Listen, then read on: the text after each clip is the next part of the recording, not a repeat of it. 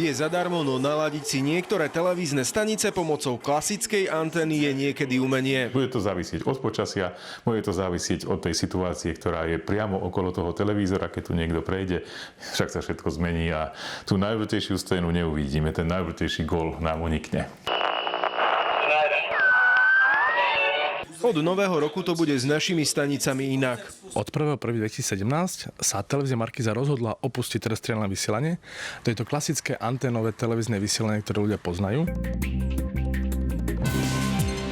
Budeme veľmi radi, ak diváci nenechajú túto informáciu na náhodu a zistia si, či majú terestriálne vysielanie doma. Ak ho majú a chcú sledovať naše vysielanie aj od nového roka, čiže od 1.1.2017, tak odporúčame, aby si do konca roka preverili ponuky operátorov, či už satelitu, káblovky alebo IPTV a rozhodli sa pre nejakú z ich ponúk, ktoré budú prenášať naše programy. Zásadná zmena v šírení televízneho signálu našich staníc je v tom, že už ich budete môcť prijímať iba cez satelit, kábel či internet.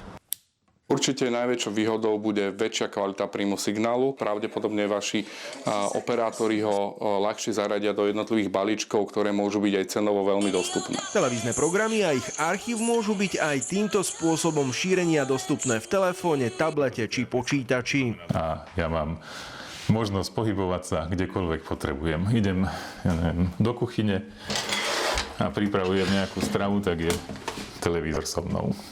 Pokroku sa ale podľa odborníkov neubránime. Aj keď sa vypínala analogová televízia, na ktorú si už nikto dneska nespomenie, tie veľké antény, čo to takedy bolo, aj vtedy boli ľudia proti tomu. Ľudia sú takí, že proste klasicky rozmýšľajú a nechcú niečo, čo funguje, čo majú overené rokmi, tak nechcú veľmi na to prejsť. Tam iný krok není, ako jednoducho povedať raz stačí a ideme ďalej. Dávid Vido, televízia Markíza.